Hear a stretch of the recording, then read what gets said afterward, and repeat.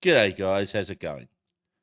So in this video, we're going to look at debug writing in Rust and how we can basically write debug information for a struct to the screen, okay? Now, before I do that, I just want to quickly explain there's two types of writing to the screen. One is debug information, which we're going to see in this video. Another one is called display, and display is intended for use with people who are actually using your application to see specific information. Whereas the other one is for the programmer, and that's the one we're going to be looking at here, which is the debug info. Cool. So what I've got is I've got two structs. I've got a player struct and a game struct. The player struct is almost the same as what you've seen in previous videos.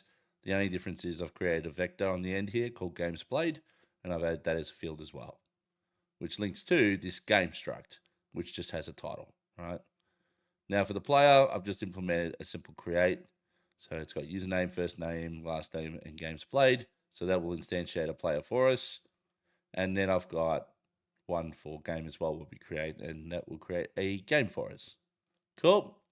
Now inside main, what I've done is I've instantiated one player with the username, first name, last name, and then the games played, which is an initialized vector with just one game title in it, which is Resident Evil 8. Okay. Now, what I've done next is, and this is what I've been doing up to this point, is going through each field of the struct and printing it out, right? One individual at a time. So this is good and everything, and it achieves what I want in terms of print out all the information, but it's a lot to write every time I want to print out an entire struct value, right? What if I add more fields? What if I add, say, 25 fields? I'd have to do 25 print lines, all right? What if we don't want to do that? Or what if we want to improve the format in which it gets printed out? We can't do that currently with the way that we're writing it, right? So basically in Rust, we can implement what's called a debug trait. Now, I haven't spoken about traits yet, and I won't in this video, but basically what we can do is essentially do something like this, and this will replace all the lines below. So we can do something like this, where inside here we'll have a colon and a question mark. And what this is saying is that I want you to print out the debug information for the typing question, which in this case, I want it to be player one, which is a type of player, right? I don't want to have to do all the rest of this stuff. I want this one line to achieve all of that, okay? Now, at the moment, it's going to complain because it's going to tell us that we don't implement this thing called a debug trait, right? So we need to implement that. Well, what we can do is above the struct, we can add a line that looks a little something like this, right? Hash derive debug.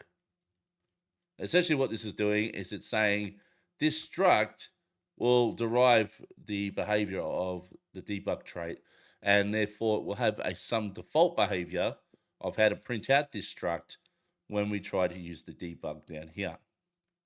Cool? So if I now run this code again, well, we're still going to get an error, but this time it's going to be because the game doesn't implement the debug trait. So we just need to do the same thing for game. All right. And then if I run it again, we're going to get a bunch of warnings because I haven't used some of the fields inside the struct. That's fine. But if I come down to what we have down here, we can see at the very bottom here, and there's one very simple line. We can see player, so it prints out the type that this is, and then you can see all the fields and their values are printed out, right? Including the internal vector, which has a game with the title of Resident Evil 8, right? Now, this is better than what we had. We now down to one line that prints out all the info that we want, but can we improve this? And the answer is yes, we can.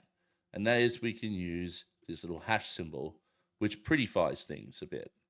So if I now save this and I run it again, now we're going to get a prettier version of that struct that we just created here. Cool. So that is one way that we can basically show debug information for a struct. And that's where I'm going to leave it for this video, because in the future, we'll talk about another way or a handful of other ways that we can do it as well. But we need to get there, right? We need to learn more about traits and things like that. But this is a simple way of doing it for now. So if you just want to play around and work out what's inside of a struct, you can just add this derived debug flag at the top of your struct. And that is all you need to do.